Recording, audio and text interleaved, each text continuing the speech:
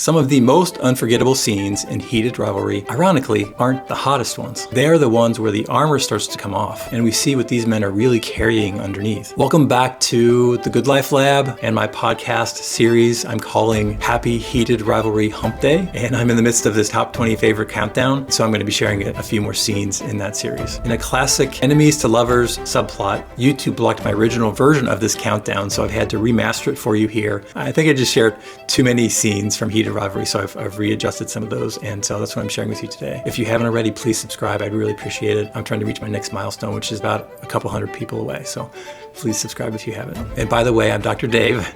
Welcome back to the Good Life Lab, where queer stories meet the science and psychology of a good life. I'm a therapist and college professor turned YouTuber and content creator. I'm just sharing parts of my story and my research to hopefully enhance your life in some small way. And also relevant to this series that I'm reviewing as a therapist, but also as a former college athlete. And I also work with college and professional athletes who are trying to manage some identity issues, whether they're queer or straight, or just navigating life transitions. I work mostly with men who are navigating identity, direction in life, and relationships. And so those are the unique lenses and perspectives that I bring to this series. But ultimately, I'm really doing this series, my top 20 favorite scenes, as a kind of a thank you letter, a love letter to the creators of Heated Rivalry, because I've loved it so much. And so I'm just giving back a little bit to them, saying thank you and honoring the favorite scenes that I've enjoyed so much. And so in this episode, we're moving on to the next set of my favorite scenes on my countdown to number 1, moments that show us something deeper than chemistry. We'll look at the tenderness and quiet courage in Rose and asking Shane the question that changes everything for him. We will head back to the cottage for some of the most sacred scenes in the series, and we'll end with a scene about Scott and Kip, where Scott shows tremendous bravery, but it's not what I think you might be thinking, which is the kiss of courage in the hockey arena. So it's not that. It's another brave scene that I just really love. So let's go ahead and get into it. Okay, scene number 16 that I love, the square peg round hole scene. So this is after Shane, finds a girl, an actress. He's Rose. He just loves her in a friendship way. They try to make it work. And this, again, it's just such a beautiful scene. The lighting, the setting, the conversation around them, it just felt really real to me. And so kind on Rose's part that she would give him grace in this way and not be angry about feelings that they couldn't make it work. So I just thought this was so beautiful. And it reminded me again of my first coming out experience was with my girlfriend at the time, very similar to what Rose and Shane were sharing. And I'd actually asked my girlfriend to watch, I think it was called Making Love, an old gay movie, one of the first, I think, of its kind. And we watched it together. And then that's when I came out in my car with her, sitting next to me, and I was just bawling. So you see some tears in Shane's eye, just subtle tears. But for me, I was just like overwhelmed with emotion and just couldn't stop crying for a while. And my girlfriend, was so kind. And I don't think she would ever watch this video now, but thank you, Susan, for that moment. I deeply appreciate your concern for me in that moment many moons ago. So this scene with Rose and Shane, beautiful, powerful, and so accurate.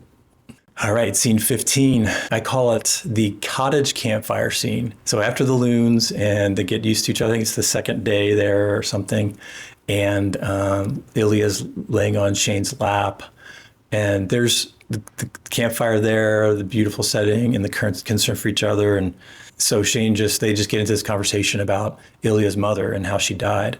And the beginning of that, again, Ilya opening up to Shane in a nice, intimate way, not just in a sexual, romantic way, but they're getting to know each other in a personal way, which I love. Again, the series, I've heard them the actors talk about this, that the sex brings you in the door, but the intimacy, the tenderness kind of keeps you interested and engaged.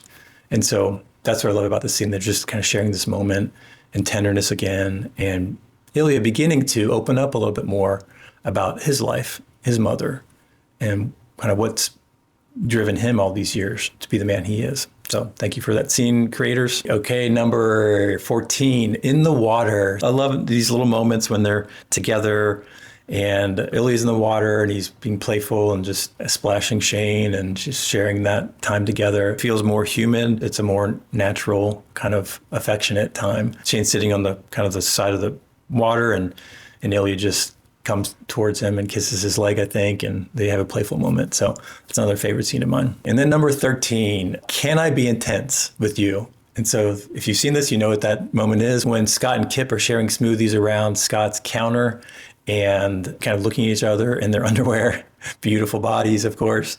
And Scott says to Kip, can I just be intense for a minute? I just love the raw realness of it. It feels very authentic. Just, I think in my relationships, I don't know if I've been able to do that. Just say, having kind of the state of mind. And Scott was not good at relationships at this point. He's in the books and the series, he's had sex with other guys, but he just hasn't, I don't think he's ever had a dating relationship. So this feels like a very mature approach to a relationship for somebody who's never had an intimate relationship like this. And so just putting out there, I was like, can I be intense with you for a minute? In my relationships, my dating relationships before I had a partner, I think I was intense without really expressing the need to be intense. So that makes a difference. So that's why I love this scene, is the permission, the acknowledgement, and then the sharing of that and Kip's response to that. I'm used to a lot of gay movies that there's this, aggressive, combative, competitiveness in the relationships. And this is just, most of them are just so tender.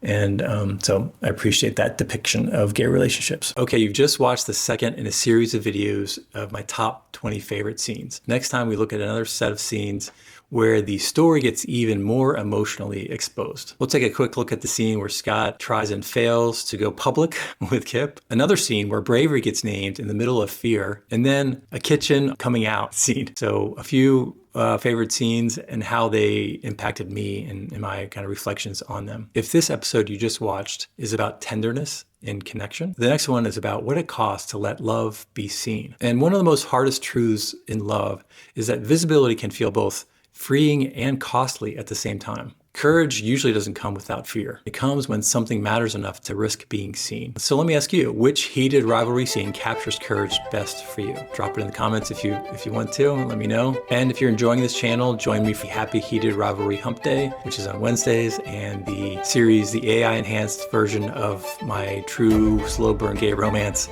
called Gold in the Shadows, and that's on Fridays. Also coming up on Happy Heated Rivalry Hump Day is a new series after this Top 20 Favorites series. I'm calling it Heated Nordic Happiness. It's a PhD style analysis series where queer stories meets happiness science. And so I'm looking at some of the research around what makes the Scandinavian countries so happy in light of some of the heated rivalry scenes and themes. So that's coming up later this summer. Again, please subscribe if you haven't. I'd really appreciate it. And don't forget to listen to your life, because there's gold in the shadows. Have a great rest of your day, and I will see you in the next one.